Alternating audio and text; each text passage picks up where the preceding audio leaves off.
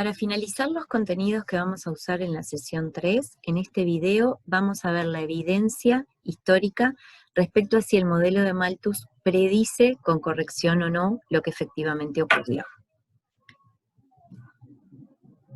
Recordemos cuál es la predicción principal del modelo de Malthus, que una mejora tecnológica que puede ocurrir, y de hecho ocurrió hasta el 1800 o el 1760 a lo largo de la historia, es capaz de provocar un incremento en la producción y es capaz de provocar un incremento en los ingresos, pero a largo plazo no va a provocar una mejora en el salario real, o decir, en los ingresos, y por tanto tampoco va a estar acompañado de un aumento de los estándares de vida.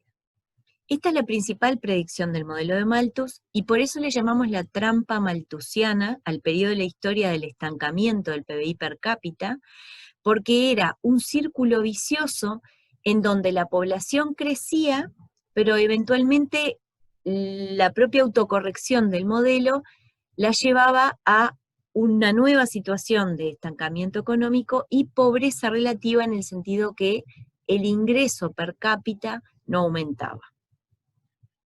Entonces, lo que vamos a ver es si hay evidencia histórica de que este modelo acertó, digamos. Y lo que nos muestra la evidencia histórica es que sí.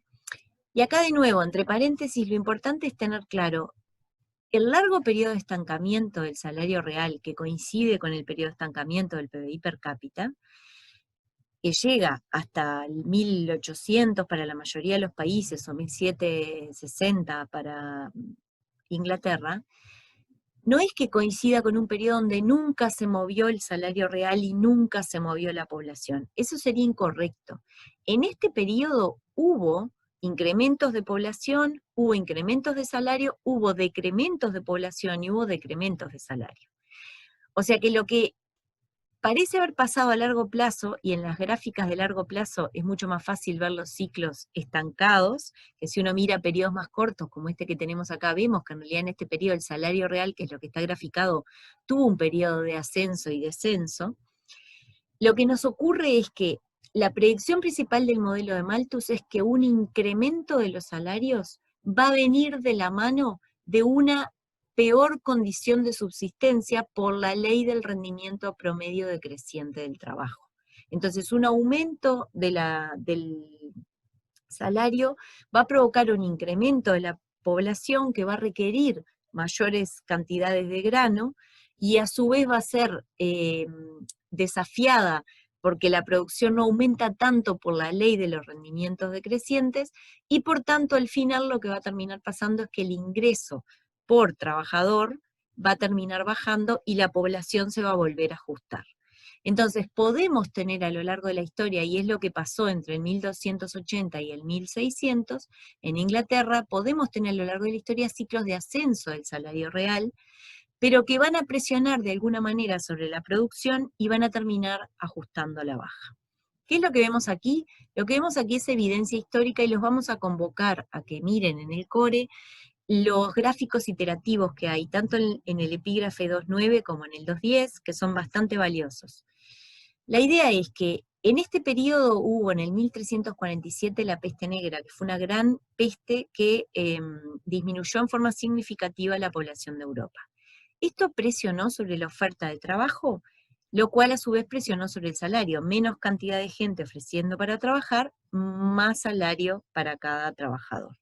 Ahora, el salario empezó a crecer de tal manera que hacia el 1350 el rey emitió una serie de regulaciones intentando contener este aumento del salario, que provocaron a su vez reacciones políticas en lo que fue, por ejemplo, la revuelta de los campesinos.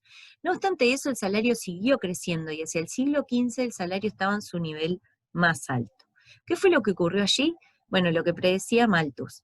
Eventualmente, tanta población no pudo ser abastecida del alimento necesario porque las formas de producción hacían que el rendimiento del trabajador fuera decreciente en promedio, en términos de grano. Por lo cual, el ingreso, digamos, empezó a bajar y obviamente eso tuvo un correlato en la población gráfico que hoy no estamos viendo, y hacia el 1600 el salario estaba en el mismo nivel del inicio del periodo. O sea que entre el 1280 y el 1600 hay evidencia histórica de que la trampa malthusiana o el relativo estancamiento malthusiano se cumplió, es decir, el modelo explicó ese pedazo de la historia. Ahora, parecería que el modelo no explica la parte ascendente del palo de hockey. ¿Y por qué no lo explica? Porque el modelo requería no dos condiciones como vimos en el video pasado, sino básicamente tres, porque una estaba implícita. Requería que el producto promedio del trabajo fuera decreciente, requería que ante un aumento de los salarios la población aumentara, pero también implícitamente lo que suponía Malthus, y que fue lo que no fue capaz de percibir en la época en la que vivió, es que cualquier mejora tecnológica que existiera, y que de hecho existía, iba a ser incapaz de revertir la ley del producto promedio del trabajo decreciente. Esto es, no iba a dar sostén en forma creciente y sostenida a una población creciente.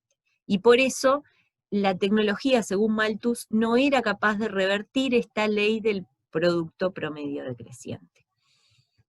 Esto básicamente es un supuesto que Malthus hizo y que efectivamente no se cumplió, y este punto es el que da explicación a por qué Gran Bretaña empezó a crecer en la época de la Revolución Industrial, porque la tecnología fue capaz de revertir el producto promedio decreciente y empezó a abastecer a la población de un producto creciente que además provocó no solo un crecimiento de la población, que era lo que no pasaba en la trampa malthusiana, la población estaba relativamente estancado, con niveles de salarios también relativamente estancados, aunque se movían juntos en el tiempo.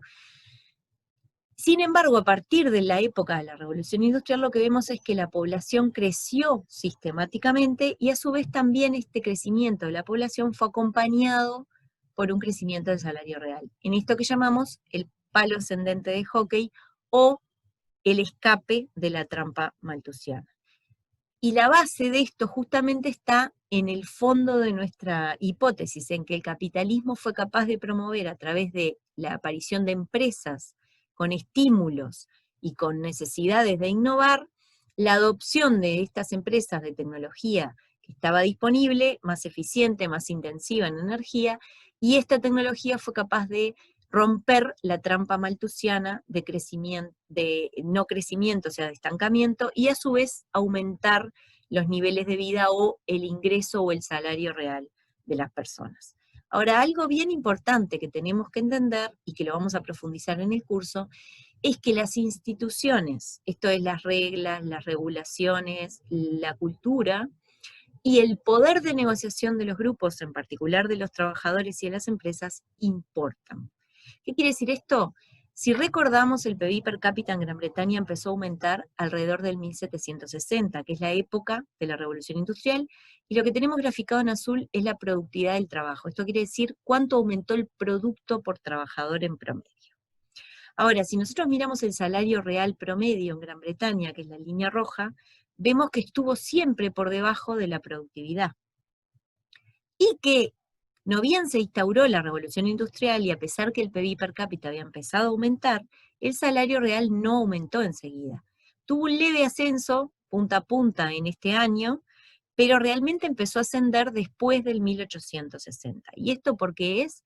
Porque el solo crecimiento de la productividad y el solo crecimiento del producto per cápita no alcanzó para generar las condiciones para que los trabajadores ganaran más.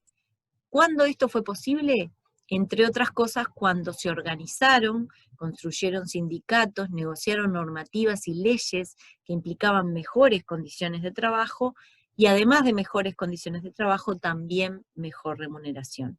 Y también vamos a ver que luego vienen los derechos, es decir, surge el sufragio universal, surgen los derechos ciudadanos.